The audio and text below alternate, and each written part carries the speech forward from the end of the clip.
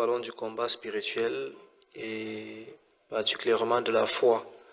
Nous définissons la foi ici comme la conscience de la présence de Dieu. Nous savons que dans le combat spirituel, selon Ephésiens chapitre 6, l'une des clés, l'une des armes que Paul nous demande de revêtir, c'est le bouclier de la foi, ou du moins avoir la foi. Il dira que c'est par cette foi-là, n'est-ce pas, qu'on pourra éteindre les traits enflammés du malin. Donc, nous avons pour thème aujourd'hui, je suis avec toi. Donc, c'est utile pour le chrétien de savoir que, n'est-ce pas, le Seigneur est près de lui, ou du moins qu'il est environné des anges, qu'il y a la présence des anges autour de lui. Et Paul va dire dans le livre des Hébreux, là-bas, je crois, chapitre 1, que les anges sont des serviteurs de Dieu, des esprits, n'est-ce pas, des serviteurs de Dieu, envoyés pour exercer un ministère en faveur de ceux qui doivent hériter le salut, en faveur des chrétiens. Donc les anges sont des esprits, des serviteurs de Dieu qui sont envoyés pour assister les chrétiens, pour rendre service aux chrétiens. Donc nous devons avoir conscience de la présence des anges autour de nous. C'est capital pour le combat spirituel, c'est utile pour s'avancer, n'est-ce pas, sur ce terrain-là. Et nous nous sommes inspirés de 2 Rois chapitre 6, du verset 15 au verset 18. Le serviteur de l'homme de Dieu se leva de bon matin et sortit. Et voici une troupe entourait la ville avec des chevaux et des chars. Et le serviteur dit à l'homme de Dieu, « Ah, mon Seigneur, comment ferons-nous » Il répondit, « Ne crains point, car ceux qui sont avec nous sont un plus grand nombre que ceux qui sont avec eux. » Élisée pria et dit, « Éternel, ouvre ses yeux pour qu'il voie. » Et l'Éternel ouvrit les yeux du serviteur, et il vit la montagne pleine de chevaux et de chars de feu autour d'Élisée. Les Syriens descendirent vers Élisée. Il adressa alors cette prière à l'Éternel, « Daigne frapper d'aveuglement cette nation. » Et l'Éternel les frappa d'aveuglement selon la parole d'Élisée. Donc la conscience de la présence de Dieu. Nous n'avons pas lutté contre la chair et le sang, mais contre les esprits, contre les forces des ténèbres, contre les puissances spirituelles. Et parfois les chrétiens sont naïfs de cet aspect de la vie chrétienne. Pourquoi le Seigneur nous rappelle cela ce matin, de savoir que nous devons être conscients, n'est-ce pas, qu'il y a une force, qu'il y a des esprits, qu'il y a, n'est-ce pas, des anges, il y a le Saint-Esprit. En fait, le Seigneur est avec nous. David dit que l'ange de l'Éternel campe autour de ceux qui le craignent. Donc l'ange est avec ceux qui servent le Seigneur. C'est capital de le savoir. Ici, le serviteur de Dieu, le serviteur d'Élisée, puisqu'il est question de lui ici, Géasi était comme beaucoup de chrétiens. Géasi ici est l'image de beaucoup de chrétiens qui ne voient que dans, n'est-ce pas, le physique, qui ne voient que, n'est-ce pas, dans le naturel. Beaucoup de chrétiens ne sont pas conscients de ce que la parole de Dieu déclare sur eux. Beaucoup de chrétiens ne sont pas conscients de leur identité en Christ. Oh, il est bon pour nous d'être conscients de ce que la Bible dit de nous en Jésus-Christ. Quand la Bible déclare que nous sommes de nouvelles créatures, que nous sommes justifiés, que nous sommes, n'est-ce pas, des flammes de feu, que nous sommes, n'est-ce pas, puissants, que nous avons le pouvoir. Beaucoup prennent cela comme des paroles, comme des récitations, comme des déclarations. Cependant, ce sont des réalités. C'est une vérité. On doit en être conscient. Et seuls ceux qui sont conscients peuvent entrer, n'est-ce pas, dans la réalisation ou dans la dimension des opérations, n'est-ce pas, à ce niveau-là. Seuls ceux qui sont conscients peuvent, n'est-ce pas, s'avancer dans le spirituel. Parce qu'il nous est fait selon nos croyances, il nous est fait selon notre foi. Et les chrétiens sont naïfs de cet aspect de la vie chrétienne. Or, les incrédules, les païens, n'est-ce pas, les mondains savent que le soutien spirituel est nécessaire. Ils savent que le soutien spirituel est capital, n'est-ce pas, est nécessaire dans ce qu'ils font, que ce soit sur le plan professionnel, le plan, n'est-ce pas, spirituel, le plan dans le commerce, dans les voyages, n'est-ce pas, dans l'éducation, pour la protection, n'est-ce pas, pour le mariage, voilà. Voilà pourquoi les païens courent chez les charlatans, ils courent chez les marabouts, ils courent chez les faux prophètes, chez les faux prêtres, les faux pasteurs, pour, n'est-ce pas, qu'on les colle une énergie, qu'on les colle une puissance. Parfois un esprit qui va les assister dans ce qu'ils auront à faire. Voilà pourquoi on va les donner un gris-gris, un bracelet, un collier, une statue, de l'eau, de l'huile, un mouchoir. Bref, ces choses-là qui vont à la base acheter, mais ce seront des choses naturelles. Une bague naturelle, un collier comme on en va au marché, un collier simple, naturel. Mais une fois qu'on l'amène chez le charlatan, on l'amène chez un homme spirituel, n'est-ce pas, et qu'il consacre, il prie, il déverse une puissance là-dessus, le plus souvent, soit il y a une énergie, soit il y a une puissance, ou alors on colle un esprit à ce bracelet-là. On colle un esprit, n'est-ce pas, à cette canne, n'est-ce pas, à ce collier, ou à de l'eau, à de l'huile, ou je sais pas moi quoi, à une statue. Ce qui fait que la statue n'est plus la même comme au départ. N'est-ce pas, le bracelet n'est plus un bracelet ordinaire comme au départ. Voilà pourquoi il y a des bracelets, si on les ramasse, si tu les ramasses, tu les mets sur ton poignet, tu auras des problèmes la nuit, tu ne vas pas bien dormir. Il y a des bagues, si tu les ramasses, tu les portes, mais tu auras des problèmes. Ça peut m'amener des maladies, ça peut amener des difficultés, des blocages. Parce qu'il y a un esprit qui est associé à cette force-là. Dans les païens courent après ces esprits-là, ils sollicitent ces esprits-là pour émerger, pour exceller, pour progresser dans ce qu'ils font. Donc on va dire que les païens ont conscience, n'est-ce pas, du spirituel. Ils ont conscience de la présence des anges, des esprits, des démons autour d'eux. Seulement ils les voient comme des bons esprits, ils les voient comme des dieux. Les chrétiens sont parfois ignorants là-dessus. Donc ce matin, le Seigneur voudrait qu'on fasse passer cette ignorance-là pour, n'est-ce pas, être vraiment à la dimension que le Seigneur voudrait qu'on soit. Qu'on soit plus comme Géasi qui voyait seulement dans la première dimension, qui voyait seulement dans le naturel. Donc le prophète Élisée va demander à Dieu d'ouvrir ses yeux. C'est là quand Géasi va ouvrir ses yeux, il va voir ce qui se passe dans le réel, dans la réalité. C'est que le prophète Élisée était environné, n'est-ce pas, des anges, d'une armée de feu, d'une puissance, des puissances spirituelles. Et tel est le cas des chrétiens en ce jour. Ce n'est pas parce qu'on ne voit pas. Dieu parfois nous fait toucher, n'est-ce pas, ressentir cette présence angélique, cette présence des anges ou du Saint-Esprit, n'est-ce pas, pour nous rassurer qu'il est là, qu'il est avec nous. Parfois dans l'adoration, parfois dans la prière ou dans la prédication, on ressent, n'est-ce pas, une présence. C'est la présence des anges qui fait souvent cela aussi. C'est aussi la présence des anges qui fait cela. La présence de Dieu de toutes les façons, que ce soit les anges ou la présence du Saint-Esprit, on dira que c'est la présence de Dieu. Et cette présence est nécessaire pour nous pendant que nous sommes sur cette terre. Parce qu'il n'y a personne qui excelle, il n'y a personne qui s'avance, qui réussit dans ce monde et qui se stabilise s'il n'a pas un soutien spirituel. On peut être doué, on peut avoir des talents, on peut avoir des capacités, on peut avoir le potentiel pour émerger, n'est-ce pas? On sera bloqué. Et même ceux qui vont s'efforcer pour émerger, pour progresser, ils vont arriver à un certain niveau. Mais l'ennemi voudra les renverser.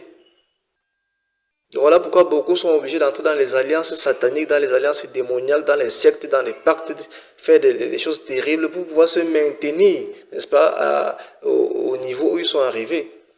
À la base, ils ont commencé avec leurs propres compétences, avec leurs propres capacités, leurs talents, n'est-ce pas, leurs propres forces. Mais il est arrivé au sommet dans ce monde-ci pour se maintenir. Il faut faire allégeance, n'est-ce pas, aux esprits, n'est-ce pas, aux sectes, n'est-ce pas, aux traditions, aux coutumes. Bref, personne ne peut être stabilisé dans ce monde-ci s'il ne travaille pas avec le domaine spirituel, s'il n'est pas dans le domaine spirituel. Pareillement pour nous les chrétiens. Et le conseil de Dieu pour nous, c'est de travailler avec le Saint-Esprit.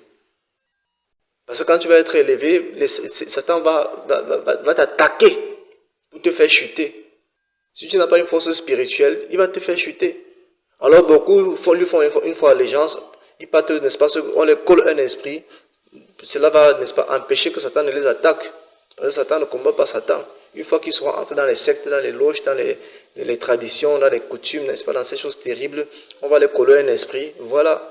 Si jamais Satan vient pour les attaquer, il va trouver que bon, tiens, il fait partie de la maison, il ne va plus les attaquer. Ce qui fait qu'on va les voir être, n'est-ce pas, sur la scène. Dans les arts, dans la musique, dans le sport, dans la politique, dans le commerce, dans les finances, n'est-ce pas, dans les églises, n'est-ce pas. On va les voir sur la scène étant stables. Tout ceci parce qu'ils ont, n'est-ce pas, su payer le prix qu'il faut payer, n'est-ce pas, pour être vraiment glorifiés dans ce monde.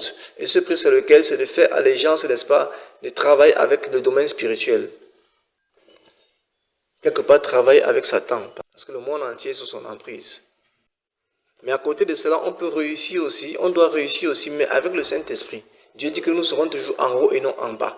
Nous serons toujours à la tête et non à la queue. Pourquoi? Parce que son ange sera avec nous pour nous conduire, n'est-ce pas, afin que, n'est-ce pas, le nom de Dieu soit glorifié dans nos vies quand nous serons les premiers et non les derniers, quand nous serons à la tête. La création verra que, mais tiens, voilà ceux-là, ils ne s'abstiennent pas du péché pour rien, ils ne se compromettent pas, ils ne font pas comme nous pour rien. Voilà, on voit le fruit de leur travail, on voit vraiment comment ils réussissent, comment ils sont, n'est-ce pas, dans la gloire, comment ils connaissent le succès. Et le nom de Dieu sera glorifié. À quoi ça aura servi les dieux aux païens qui sont dans le péché, qu'on ne fait pas comme eux, qu'on ne se compromet pas, qu'on ne se livre pas à l'ivrognerie, à la débauche, à l'impudicité, si à la fin nous sommes dans l'échec, si à la fin nous sommes des derniers, sur le plan académique, sur le plan scolaire, sur le plan professionnel, sur le plan même politique, sur le plan social. Ce n'est pas la volonté de Dieu que le peuple de Dieu soit derrière.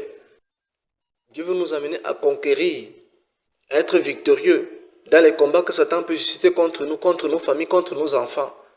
Ici, là, Élisée est attaqué par l'ennemi. La Bible va nous faire comprendre qu'Élisée va prier et le spirituel va agir.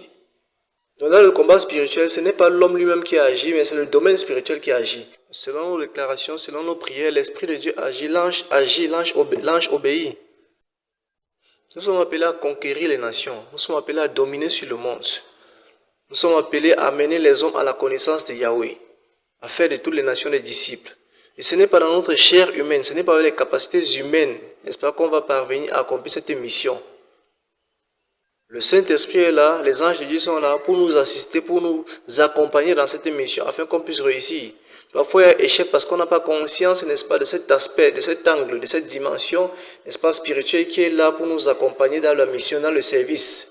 On veut compter sur nos propres capacités, comptant sur les instruments, comptant sur la couleur, les constructions des chapelles, comptant, n'est-ce pas, sur le luxe, comptant sur nos belles voix, comptant sur nos connaissances, comptant sur nos costumes, comptant sur nos belles voitures, pour pouvoir attirer les hommes, pour pouvoir convaincre les hommes, pour pouvoir, n'est-ce pas, faire paraître la gloire de Dieu dans les nations. Ça ne marche pas comme ça. C'est Dieu lui-même qui doit travailler, n'est-ce pas, pour que son nom soit glorifié. Ce que Dieu cherche, il cherche seulement des instruments. Israël, même avant de conquérir, n'est-ce pas, les nations, d'être victorieux sur les nations comme elle a été, on le voit dans l'Ancien Testament, c'est parce que l'ange de Dieu était avec eux pour travailler. Israël combattait certainement, on le voit, mais le spirituel agissait aussi pour combattre Satan et aussi pour frapper, n'est-ce pas, les hommes, comme on le voit dans le cas de 2 Rois chapitre 6.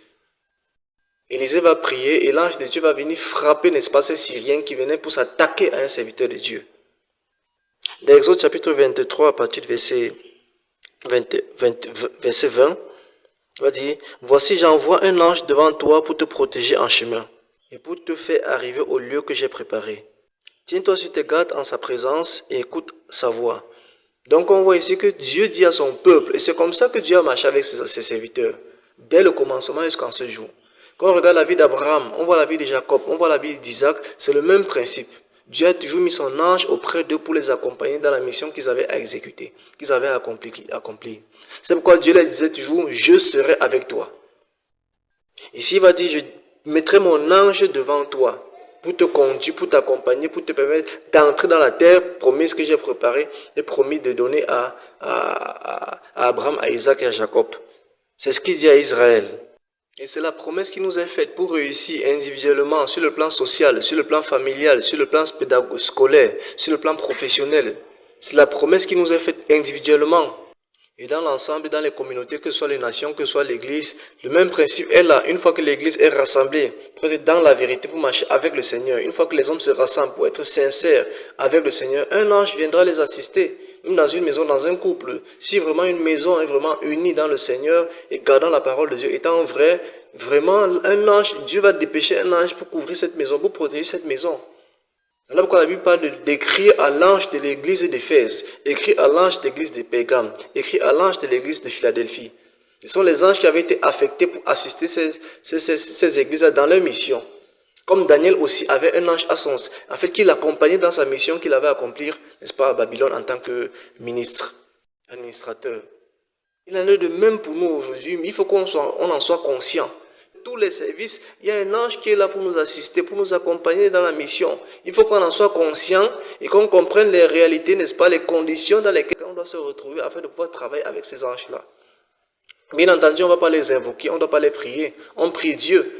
Parce que si Élisée n'a pas prié les anges, il n'a pas parlé à ces anges-là. Il a parlé à Dieu. Et Dieu lui-même aussi, n'est-ce pas, parle à ces anges-là pour qu'ils exécutent la mission qui a été déclarée par l'enfant de Dieu. Alors la Bible dit qu'ils sont les serviteurs de Dieu à notre service, pour nous rendre ministère, pour nous servir. J'envoie un ange devant toi pour te protéger en chemin. On va voir des chrétiens qui paniquent, qui cherchent des relations, je ne sais pas moi quoi, avec des hommes, avec je ne sais pas moi qui, des chrétiens même qui cherchent encore des gris-gris. Si j'ai encore de l'eau, de l'huile d'onction, de l'eau d'onction, les parfums, tout cela, pour se protéger encore, parce qu'ils n'ont pas conscience de cette réalité. Et le plus souvent, ce sont des chrétiens faibles, immatures, des gens qui ne sont pas véritablement convertis, qui se lancent dans ce genre de besogne. Parce qu'un véritable enfant de Dieu qui sait qu'il a l'Esprit de Dieu en lui, l'Esprit de Dieu lui-même l'atteste que je suis avec toi, je vais te défendre, je vais te protéger pendant le voyage. Tu n'as pas besoin de gris-gris, tu n'as pas besoin de sel, tu n'as pas besoin d'eau, tu n'as pas besoin d'huile, tu n'as pas besoin de chapelet, ni de coris, ni de statues. Je suis là. Un authentique enfant de Dieu croit en Dieu. Il sait que, comme Christ a dit, ce n'est pas la foi. On ne voit pas, mais on sait qu'il est là. Je suis avec toi, je serai avec toi. Vous serez la tête et non la queue. Nous allons réussir. Israël aussi devait réussir, conquérir la terre promise, comme cela avait été annoncé. Nous aussi, nous devons conquérir les nations, comme cela a été demandé par le Seigneur. Nous devons être aussi à la tête et non à la queue. Et les anges sont là pour nous accompagner. Mais il va dire au verset 21, « Tiens-toi sur tes gardes en sa présence et écoute sa voix. Ne lui résiste point parce qu'il ne pardonnera pas vos péchés, car mon nom est en lui. » Donc on dit souvent que Seigneur, tu as dit, nous serons la tête et non la queue. Nous sommes les premiers, non les derniers. À côté, il y a notre part de responsabilité, nous devons obéir pour que l'ange puisse véritablement agir. Ce n'est pas dire qu'on va rester dans le péché, être vraiment dans l'amour du monde, et parce qu'on a les anges à côté de nous, ils vont toujours travailler. Et c'est là que ça coince. Une telle prédication, un tel partage, après quelqu'un dira que mais pourquoi ça ne se passe pas dans ma vie? Mais regarde comment tu marches. Il dit mais fais attention parce qu'il te donnera sa parole. Il y a la parole de Dieu qu'il faut honorer, qu'il faut respecter. Afin que l'ange reconnaisse que vraiment nous sommes dans le royaume de Dieu et que nous sommes vraiment soumis à Dieu pour qu'il puisse vraiment s'épanouir et travailler. Comme ça que le Saint-Esprit travaille. Mais si nous sommes rebelles, si on n'est pas obéissant, l'ange ne sera pas là pour notre bien. Il ne sera pas là pour notre bien. Mon ange marchera devant toi et te conduira chez les Amoréens, les Essiens, les Phérésiens, les Cananéens, les Éviens et les Jébusiens, et je les exterminerai.